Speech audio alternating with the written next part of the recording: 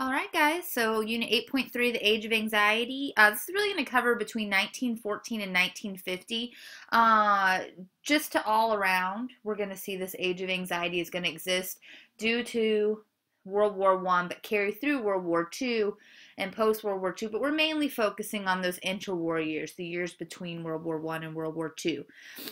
So just a reminder, World War I is going to result in the end to the old order, which is part of that anxiety, the end of the rule by the Hohenzollerns in Germany, the Habsburgs in Austria, and the Romanovs in Russia.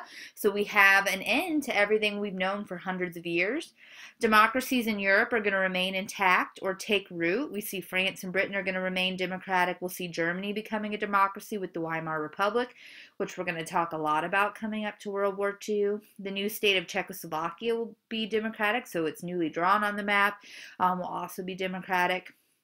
And 1920s also, however, communist totalitarianism is going to take root in Russia, and fascism emerged in Italy. We're going to see this as we move into Unit 9, a lot of totalitarianism to finish out the year here, and fascism in Germany in the 1930s, and we'll be comparing fascism, communism, and totalitarianism. Political crises in the 1920s were followed by the Great Depression beginning in 1929, and then the road to World War II in the 1930s. So again, you can see this list keeps kind of covering some things that are going to cause some anxiety here. The New World and the aftermath of World War I is going to create this age of anxiety. You have to remember that the time preceding this was our Belle Epoque. It was our time of optimism, our time of look at these great advances in human society, everything that built up. But World War I is going to show very quickly how far and how fast humans can fall. That rationality is lost. People start to question everything. And in some cases, rightfully so. We'll see it to the extreme. We'll see it kind of on the verge here. So some fun topics to talk about today. World War I had been a staggering blow to Western civilization, as we talked about in the results of World War I. And many people are going to start to feel as if the world they knew had been turned upside down and that they had little control to change things for the better. And we're really going to kind of zone in on that little bit of the little control that people felt over life, over their beliefs, over what was going on. People saw themselves living in an age of continual crisis until at least the 1950s. And they really weren't wrong about that. I mean, if you think about it, you have World War I, you have revolutions at the end of the war. You have the political and financial crises of the 1920s we're getting ready to come up on, the Great Depression, World War II, and the onset of the Cold War, and it just continues and continues. And so people start to have a very dismal, anxious view of the world. And so that's going to bring us into some new philosophies that we're going to address right now, some new philosophers, and a review of some that we've briefly talked about. We're going to see some authors during this time period reflecting this age of anxiety, also some artists, musicians, scientists, and entertainment here. And so really just going to kind of keep it as brief as possible, but to emphasize this age to you through the use of those items. So there's going to be this new type of modern philosophy, rather irrational, that is going to happen after the war. These new and upsetting ideas are going to begin to spread throughout the entire population. Really, before 1914, most people had still believed in those Enlightenment ideals of progress. We are humans. We have potential. There is reason. Individuals have rights. There is order. There is this understanding of how the world works and why things happen. And these optimistic pre-World War I ideas were the result of significant progress in the past 2 centuries. Really, everything had been on the up. Well, World War I is a huge blow to that, hence my clip art here. It's a staggering blow, like that one hit to the jaw that just takes you back kind of unexpectedly. There had been critics World War I, however, that had anticipated many of these post-war ideas. So while not popular during that time of progress, we're going to take a look at those pre-war kind of prophetic philosophers first, and then see how after the war their ideas are latched onto and expanded. These pre-war philosophers who rejected the general faith in progress and the power of the rational human mind. And some of these we've already talked about, and some will be new to you right here. And we're going to start with one you've probably heard of, Friedrich Nietzsche. So Nietzsche is one of the two guys pre-war that had questioned the rationalism that had come before. He is a German philosopher, 1844 to 1900. He's going to be one of the most important critics of the rationalism of the Enlightenment, so he's really pessimistic. He is known for this phrase and sometimes misinterpreted for this phrase that God is dead. And there's really this whole story behind it, but it takes a really long time, so I'm going to try to condense it down to just a synopsis. You can find more on your own. If you're interested, you might already know more. But he said that God is dead in the hearts and minds of modern man. It had been killed, or God had been killed, by rationalism and also by science. That science had kind of proved that God, or killed God in the minds and hearts of man, and also that rationalism had. But the God of Christianity had left a set of cultural values that people base their lives on. So although God has been killed, the values that were instilled by that God are still here. But if you accept that God is dead, then the morality or purpose left by God must also be dead. And so that's what he's really saying, that Christianity kind of embodies this slave morality, which has still put chains upon you, even though that God is dead. It's glorified weakness, envy, mediocrity, and that this individualism, or the individualism of you, has been quashed by society, by these values and morals being placed on you that are just shadows or remnants of what's left of the idea of God, and that there are these individuals he writes about in Will to Power in 1888, that there will be these creative few supermen called the Übermenschen, who will, so just checking the German for Superman, who will successfully rise up or escape the herd and embrace their freedom and successfully reorder the world. That they will embrace their own ethics and morality, embrace the meaninglessness of life, and turn it into liberation. And you can kind of already probably have someone peeking up in your mind who would really like this idea of like escaping from the herd and becoming this leader and making their own ethics and morality to liberate themselves and then liberate other people, and want to reorder the world. And you've guessed it right. And it also a German, or not German, but will be Germany, Hitler, will very much latch onto the ideas of Nietzsche, and try to reorder and liberate the German people. Although Nietzsche was not read by the contemporaries in his time because he was pre-war, like very pessimistic for the pre-war stage, he will become very relevant in the post-World War I pessimism, or this time of anxiety. And fascist dictators such as Hitler will be strongly influenced by his ideas, as well as many others. And I have some other quotes to show you from Nietzsche here just really quickly, but that's the biggest gist of what you need to know about him. So just some other Nietzsche quotes here. Faith is not wanting to know what is true. So he would say that faith, or this wanting to believe in something that isn't real, is like really your comfort blanket for not knowing what is really true. The individual has always had to struggle to keep from being overwhelmed by the tribe. If you try it, you will be lonely often and sometimes frightened, but no price is too high to pay for the privilege of owning yourself. And so those are those Übermenschen, or those supermen he's talking about, that are going to escape from the herd and liberate others, liberate themselves. Nietzsche is also known for saying, I regard Christianity as the most fatal, seductive lie that has yet existed, as the great unholy lie. I draw out the aftergrowth and sprouting of its ideal from beneath every form of disguise. I reject every compromised position with respect to it. I force a war against it. And so you can see very much that he is very anti-religion.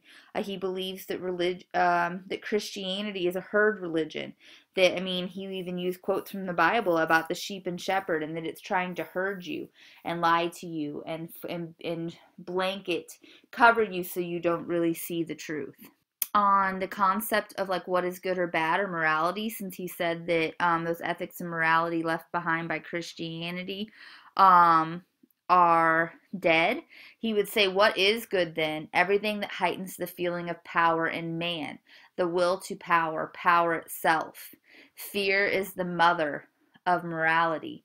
And so you can see how this would be very appealing to those like Hitler. What is good? Anything that heightens your feeling of power in yourself, power itself, and that fear is the mother of morality. So you were only doing these things that were supposedly moral out of fear of going to hell or being persecuted, these things. And so what is good is what makes you powerful, what separates you from the group, from the church. And just some last Nietzsche quotes to leave you with. God is dead, and so here's that God is dead statement. But considering the state of the species, there will perhaps be caves for ages yet, in which his shadow will be shown. And so he's talking about these caves, like such as churches, such as groups that would persuade you to still believe that he is there. The surest way to corrupt a youth is to instruct him to hold a higher esteem for those who think alike than those who think differently. And so, again, like to follow the modern institution rather than break free. So just, yeah, there's some Nietzsche for you. Pessimism before the war becomes kind of highly regarded in this time period after the war. And there's also Henri Bergson in the 1890s. He had convinced many young people that immediate experience and intuition were as important as rational and scientific thinking for understanding reality. And so he is kind of also this voice before the wars that would say, oh, you can't look at all that rationalism and thinking, you have to use your own tuition and experiences, which is on the opposite side of that, because my life experiences that would guide me to think one way would be very different from your life experiences. And so kind of just building this bridge to counter this rational and scientific thinking that had happened post-Enlightenment up to this time, this positivism we're going to see with some pessimism here. There's also Georges Sorel, 1847 to 1922, that's going to give us syndicalism. It's really just a manifestation of anarchism, like we talked about. He's going to actually believe that socialism would come to power through a great violent strike of all working people. So he's kind of a foreshadower as well of what's coming in the Russian Revolution, kind of like Marx and Lenin along those ideals. And really, you just start to see his pessimism pre-war is going to foreshadow the Bolshevik Revolution and control by an elite few. Even in this time of optimism, you kind of see this foreshadowing moving forward. And then we're coming up to a familiar name, which you may not have thought in this sense of pessimism. We've talked about a little bit of the ideals challenging the pre-held conceptions of the human mind, but on to, again, Freud. Okay, so Freudian psychology, a little review here, a little new information as it fits with this lecture.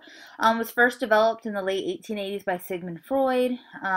Traditional psychology had assumed a single unified conscious mind that processed sensory experiences in a rational and logic way. So remember, we thought the mind was rational. We are all rational human beings with reason and potential. But then Freudian psychology seemed to reflect the spirit of the earliest 20th century with its emphasis on humans as greedy and irrational creatures. I mean, if you kind of think about what had happened in World War I, were trenches rational? Were killing millions of people over a couple feet of land rational? Were singing, was Christmas truce and singing religious songs and just for a holiday and then going back to killing one another rational? And so Freud kind of slips in here, this Freudian psychology, and people are like, can we say that we are rational human beings? It became an international movement by 1910 and received popular attention after 1918, especially in Protestant countries of Northern Europe and the United States, that we maybe don't have this most rational guiding mind. to make decisions. Look what we did in World War I. If you remember, just a review here, Freud had asserted that because the human unconscious, or id, is driven by sexual, aggressive, and pleasure-seeking desires, humans are therefore not rational because you are driven by your unconscious, by something you can't control that you don't even realize is happening. And then you have the id battling the ego and the superego. Remember, the ego is your rationalizing conscious, mediates what a person can do. So it's you're like, oh, I can, it's always like struggling with your natural desires. And then the superego are these moral values that have been pushed upon you. These are, remember I said it shoulds all over you, what you should do. And remember, Freud would say that all of this shoulding all over you, all of these things being put on, don't do this, you shouldn't do that, is coming into conflict with your id and causing this neurosis, these problems, these craziness in you. And so really Freud is going to play a part in shattering the Enlightenment view of rationality and progress. And Freud then would agree with Nietzsche that mechanisms of rational thinking and traditional moral values can be too strong on the human psyche. So just like Nietzsche said that, with God and these morality and ethics that are being pushed on you, it's just too much for your human brain, your human psyche. And you can, these morals and ethics that really aren't grounded in anything are repressing your sexual desires too effectively and crippling individuals and entire peoples with guilt and neurotic fears. And this is where that, he would say, all these crazy tendencies are going to come out because of these problems. Many opponents, however, we're going to see in the 1920s, are going to interpret Freud as saying that the first requirement for mental health is an uninhibited sex life, like totally uninhibited, especially as we see after World War I. There's going to be encouraged growing sexual experimentation, particularly among middle-class women who have been really repressed. They're going to get the right to vote, and they've been working in factories, and woo, they're going to see like, oh, all of this repression isn't good for me, and we'll get there with society and things like that. But that's how Freud fits into this pessimism, this 20th century. So that's pre-war. Let's talk post-war then. Post-war philosophers and authors are going to expand on this earlier pessimism, which hadn't been as popular. But after the war, of course, you're not going to be running around all like, woo, oh, the whole generation of men is gone. This pessimism is really going to catch fire, and we're going to see some post-war philosophers build on what was already started. So the first is Paul Valéry. He's a French poet, 1871 to 1945. He is going to speak of the cruelly injured mind besieged by doubts and suffering from anxieties due to the economic, political, and social disruptions of the 1920s. So his work are primarily about the human mind and how it was impacted by the crises of this age, and continuing this pessimistic line of thinking of, the horrors, the crises of this age. We will also see logical empiricism or logical positivism taking root in English-speaking universities across Europe. It was developed by Ludwig Wittgenstein, 1889 to 1951, as part of the Vienna Circle in the 1920s and 1930s. And it's going to say that philosophy is only the logical clarification of thoughts. And it's going to lead to these abstract concepts regarding God, freedom, morality, etc., that all of these concepts are senseless since they can neither be tested by scientific experiments nor demonstrated by the logic of mathematics. And so this is going to kind of propose, like, let's don't even talk about it. Like freedom, God, morality, they're not measurable, so we should just quit talking about it, even theorizing about it. Only experience is worth analyzing, and of course then the kind of experience you had would be very varied, especially in this time of anxiety. And so there's just some more of the post-war philosophers. And now we're going to move on to some anti-utopian authors and philosophers. And then we will move back just a little bit of review of some science that we talked about that's going to confound this age. And then we'll get into kind of some fun new stuff with art and entertainment. So some literature here. We've talked about utopian society and utopian authors that think there can be this like utopian perfect world. Well, this is the opposite of that. This is anti-utopian authors. They're going to reflect this pessimistic, uncertain future of this time of the age of anxiety. First one up is Oswald Spengler. who's going to give the book The Decline of the West. And he is going to propose in this book that every culture experiences a life cycle of growth and decline. And so the West, he's speaking of like Europe, white Europeans. And he is saying that then white European culture has been on its life cycle. It has been in growth. Look at us, the Enlightenment, reason. But now it is our time for Western civilization to decline. It's in its old age, ready for death. And this is approaching the form of conquest of what Spengler would call a yellow race, but what we would say would be Asian. He's like, it is their time for their society to rise and to take over. And so he's just saying, hey, don't fight it. The glass isn't half full. Yep, we're dying. It's time for another race. We had our time and son. So then again, reflecting that negative, pessimistic kind of view there, or I guess for him it would be more realist. Then you have T.S. Eliot, who gave us The Wasteland, which depicted a world of growing desolation. Some consider it the most famous long poem of the 20th century. You've probably been asked to read some T.S. Eliot in your language arts classes. Kind of pictured here the wasteland. If you remember, like that crater like Earth we talked about, that France had been left in that state, you can really see like this desolate, like, uninhabitable, pessimistic outcome of World War I really seen in that. Then you have Kafka. Kafka is a German Jew, 1883 to 1924. His work is really going to portray helpless individuals destroyed by inexplicably hostile and surreal forces. Kafka, actually his name is used to describe a situation like Kafkaesque, which you don't hear very often, like an author's name becomes a situation. But what Kafkaesque means that you are stuck in an absurd, uncontrolled situation. Like, for example, his work, The Metamorphosis, this guy just wakes up like a bug, like a cockroach. Like, it's absurd, but you don't have any control over it. And as much as you think about it, there's some kind of evil underlying force behind it, but you can't put your finger on it and you can't stop it, and it's just absurd. Like, you can't do anything about it. Crazy, nightmarish situations with some kind of omnipotent type of evil you can't control. And so it really shows that hostile, pessimistic, overwhelming, anxious world. It's like you can, I don't know, it's just like almost like people can put themselves in that situation. Like, I don't know, for me, maybe it isn't easy to picture like being a cockroach, but that you've all had those like surreal dreams where you're not in control of it. You know it's not really real, but yet it feels so real. That's like Kafkaesque there. And we've already talked about Remarque and All Quiet on the Western Front with the horrors of trench warfare. So we'll move right then into existentialism that will take root more in the continental countries after World War II, not so much England. So existentialism is going to really take place in the wake of the horrors of World War II and the advent of the atomic age. So we're going to see it start after World War I, like the ideas of it, but we will see it take more firm root after World War II.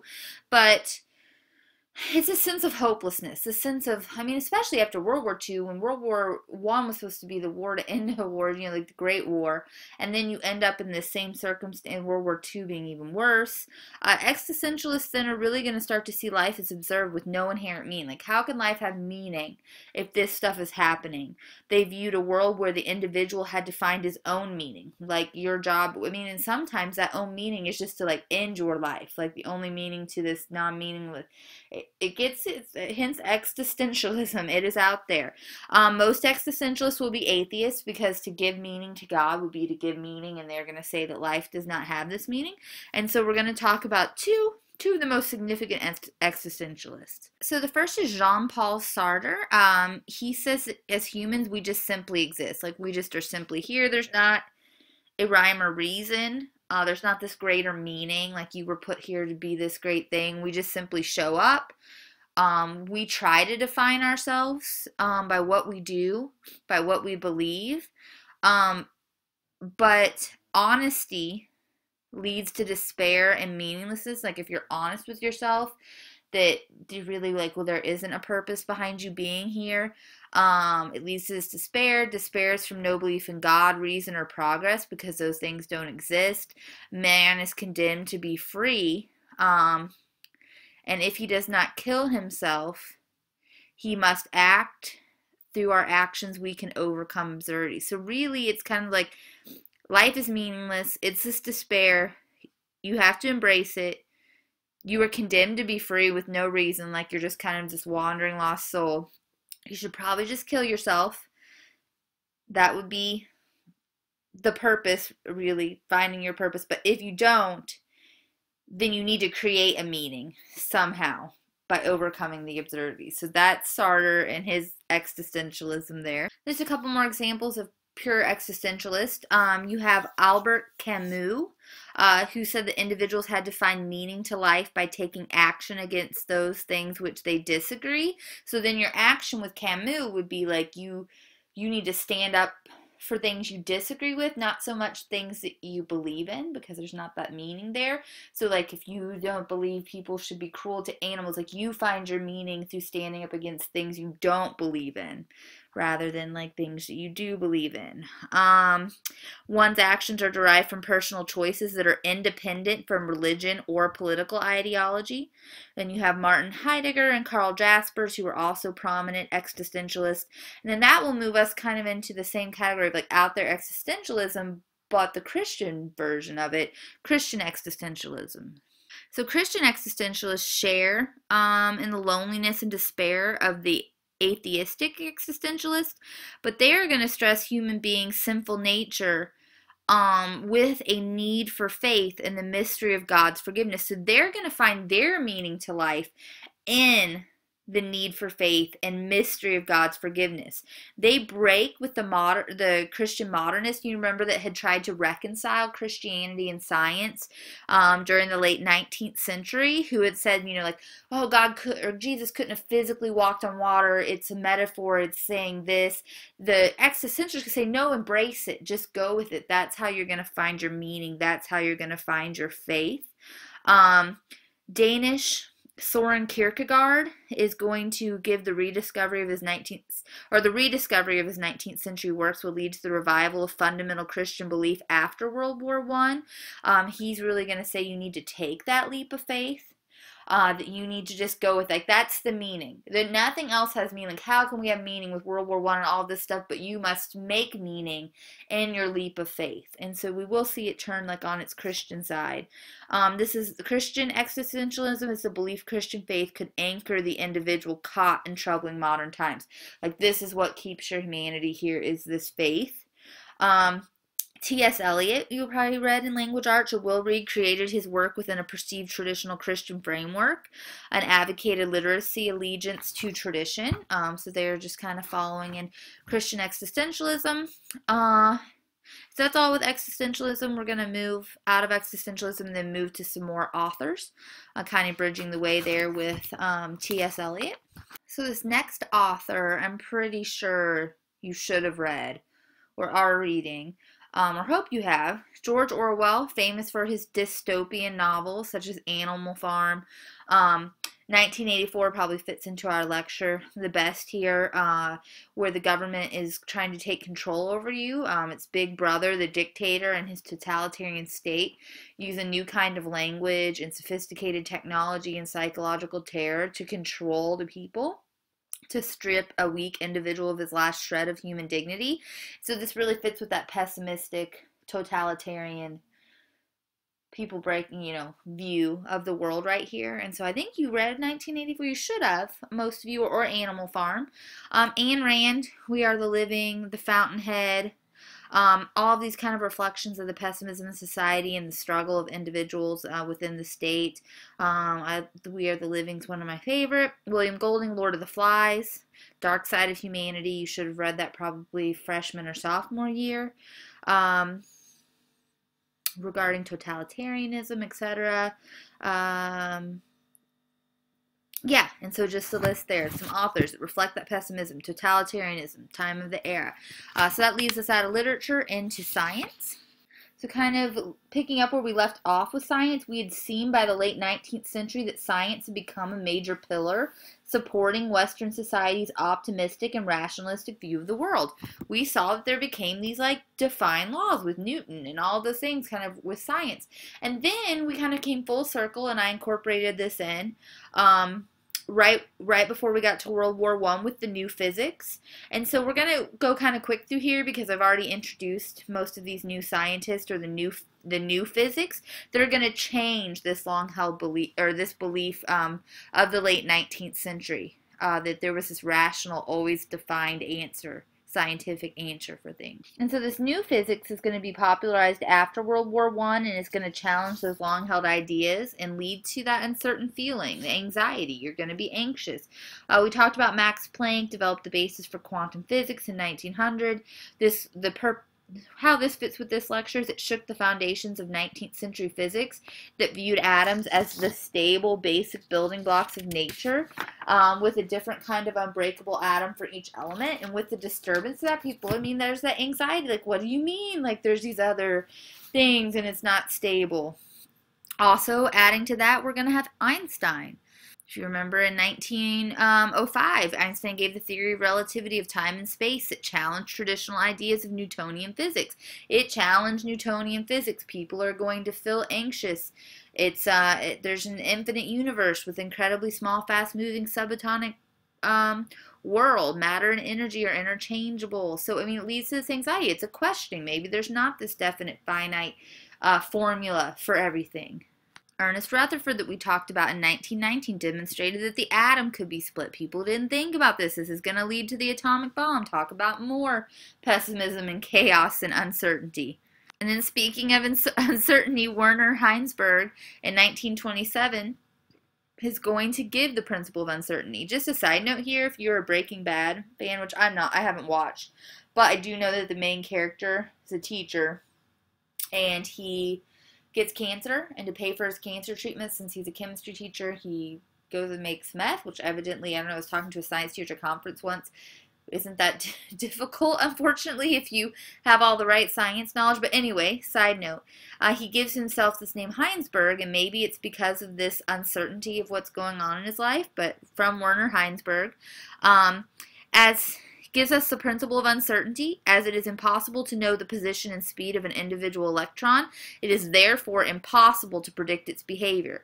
So Heisenberg's principle, the dynamics of an experiment, alters the state of a subject. So that you can't even be certain of an experiment because the dynamics of it altered the perception. So, he makes it really, people were like, the scientific method, and you test it, and he's like saying, no, just, he does this long thing with the stool, and if you push the stool, and the stool started in this place, and all that I won't take you into, but it's that uncertainty like that, but it makes you anxious, like you want it all to fit into this box, and you write your lab report, and everything is so. So the impact of these new physics on the common mind, the new physics that we'd already introduced, are that the new universe seems strange and troubling. Like, I don't know where to go. This is new. Everything I thought is being questioned. The universe was now relative, dependent on the observer's frame of reference. So you didn't have someone telling you, like, this is exactly what happens. This is the formula. It's based on you or the situation. The universe was uncertain and undetermined without stable building blocks.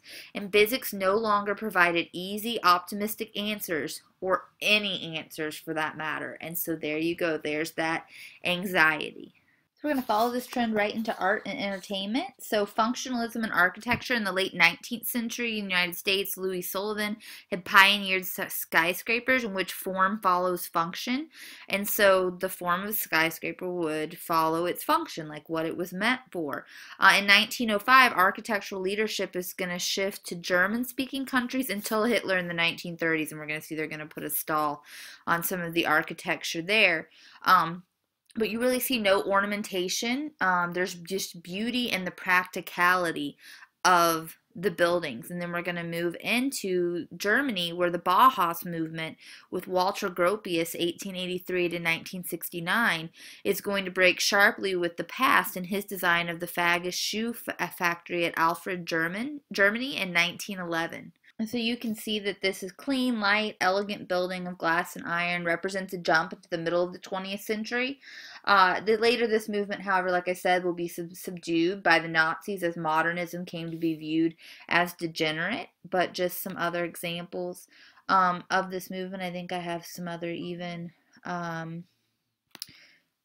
American examples of the Bauhaus movement, of the kind of clean, light, elegant, but then there's also some form follows function here. There you go. So clean lines.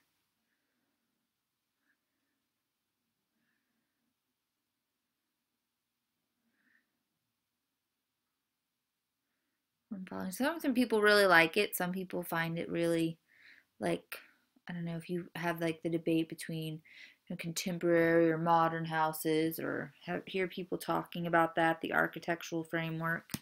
I think I have a couple more. Yep, there you go. Elegant lines, glass. There's Bauhaus form there.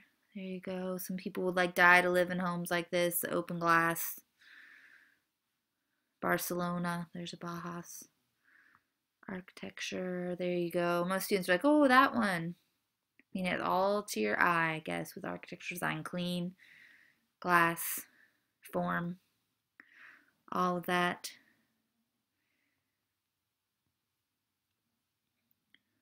Architecture here. There you go.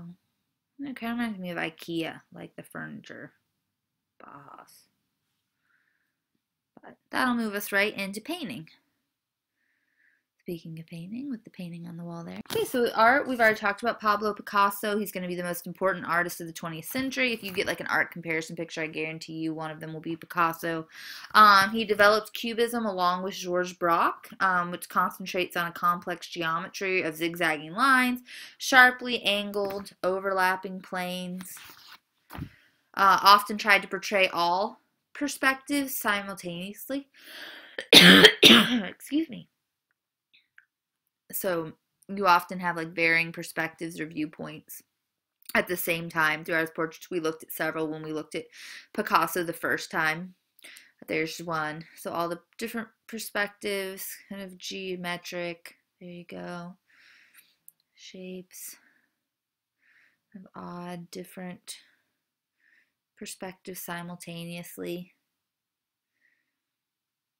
Probably the most famous and one that we're going to come back to is Guernica. Oh, right there. Yep, so you can see the size of it with the individual there, which is a huge mural portraying the bombing of a Spanish city by the German Luftwaffe during the Spanish Civil War in 1936. So it's pre-World War II. Hitler's in charge. He takes sides with one of the sides in the Spanish Civil War and decides that the Luftwaffe is going to, which is his Air Force, drop bombs, which is a new form of technology causing massive destruction.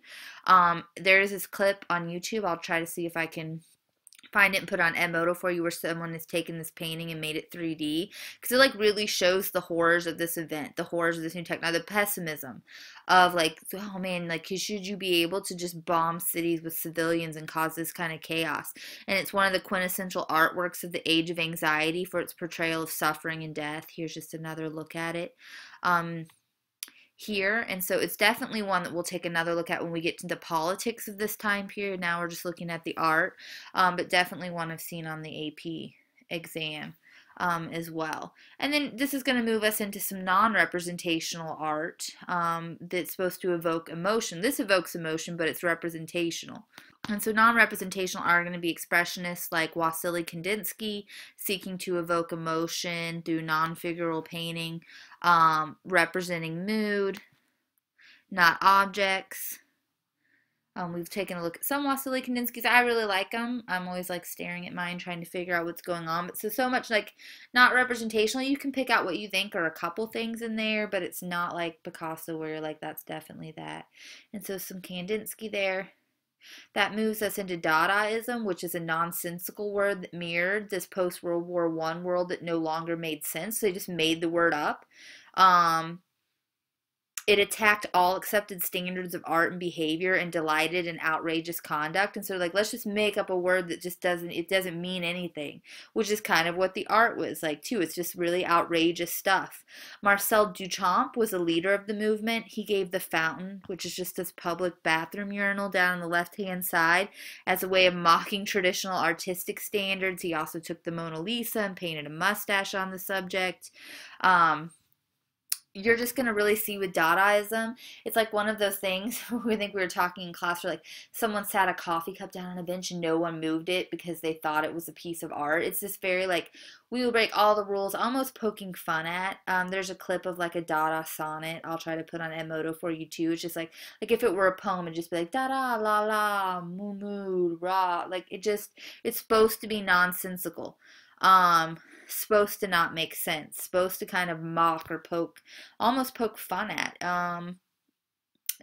In I don't know, in breaking all of those sensical things because nothing makes sense.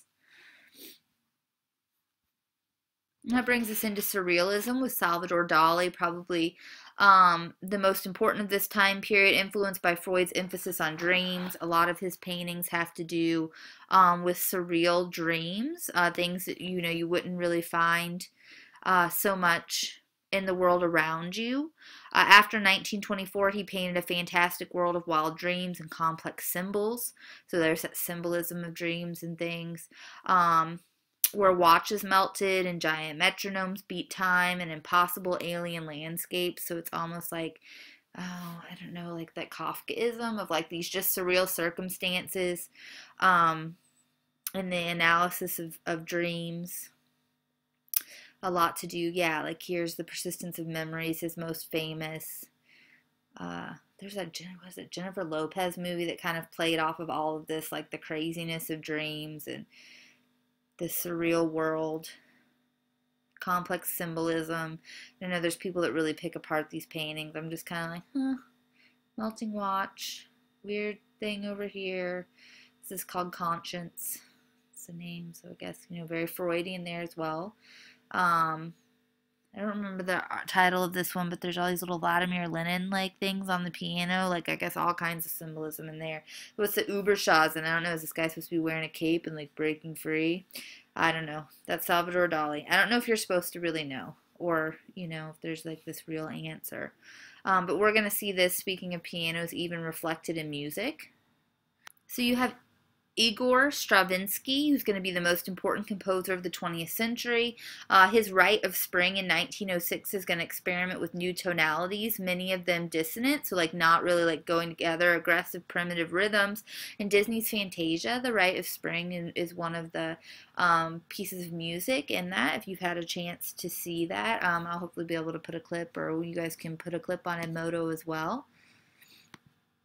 That then brings us into Arnold Schoenberg, who pioneered the 12-tone technique, or atonality. The style of music was somewhat akin to Wassily Kandinsky's non-figural painting and the extreme abstract expressionist style of the music.